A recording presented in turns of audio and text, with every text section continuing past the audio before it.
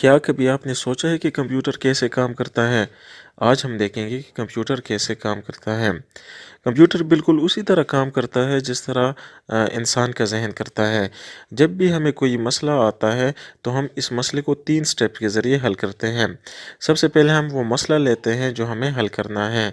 दूसरे स्टेप में हम हमारा ज़हन इस मसले को हल करने के लिए अमल शुरू कर देता है और तीसरे स्टेप में जब हमारा ज़हन इस मसले को हल करता है तो हम इसका जवाब देते हैं। इस तरह कंप्यूटर भी हमारे पास 3 स्टेप्स में काम करता है। पहले स्टेप में हमसे ये हमारा प्रॉब्लम या मसला लेता है। इस स्टेप को हम कहते हैं कि ये हमसे हमारा इनपुट ले रहा है। दूसरे स्टेप में हमारे पास हमारा कंप्यूटर इस पे कुछ अमल करता है ताकि इस मसले को हल कर सके या इस प्रॉब्लम को सॉल्व कर सके। हमारे पास जो कंप्यूटर का कंपोनेंट इस पे ये जो प्रॉब्लम सॉल्व करता है, हम कहते हैं कि ये सीपीयू है। और तीसरे स्टेप में हमें ये हमारा जो आंसर है वो शो करता है।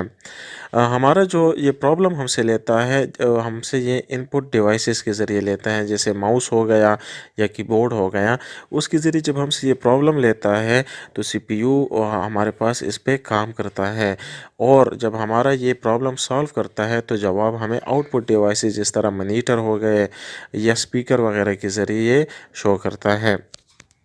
इंसान का ज़हन एक वक्त में एक मसले को हल करता है, इसी तरह हमारे पास कंप्यूटर का सीपीयू भी एक वक्त में एक मसले को या एक प्रॉब्लम को सॉल्व करता है। यहाँ पर हमारे जहन में सवाल आता है कि हम कंप्यूटर पर एक टाइम में बहुत सी एप्लीकेशन, बहुत से सॉफ्टवेयर चला रहे होते हैं, तो हमारे पास ये काम किस तरह करता है। आइए इसे एक मिसाल के ज़रिए समझने की कोशिश करते हैं। मिसाल के तौर पर हमारे पास एक डॉक्टर है जिससे मरीज़ अपना इलाज करवाने के लिए आते हैं। हमारे पास एक मरीज़ आता है, वो डॉक्टर से इलाज करता है। इस वक्त अगर कोई दूसरा मरीज़ आता है, क्योंकि डॉक्टर इस वक्त मसरूफ़ होता है, तो हमारे पास वो पेशेंट के वेटिंग रूम में इंतज़ार करता है। इसी तरह हमारे पास जितने मरीज़ भी आएंगे, अगर डॉक्टर मसरूफ़ है तो सब वेटिंग रूम में इंतज़ार करेंगे।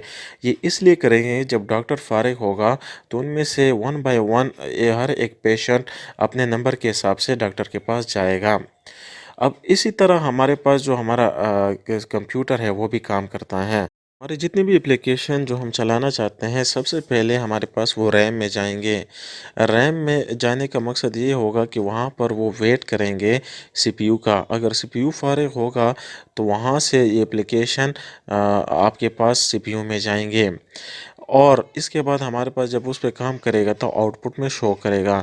हमारा सीपीयू इतनी तेज़ रफ्तारी से काम करता है कि हमें ऐसा लगता है कि हमारे पास एक वक्त में एक से ज़्यादा एप्लीकेशन ये चलाता है, लेकिन असल में ये वन बाय वन एप्लीकेशन लेता है और उस पर काम करता है। कंप्यूटर 4 स्टेप्स में काम करता है। सबसे पहले हमसे इनपुट लेता है। हमसे जो इनपुट इसने लिया होता है वो मेमोरी में स्टोर करता है।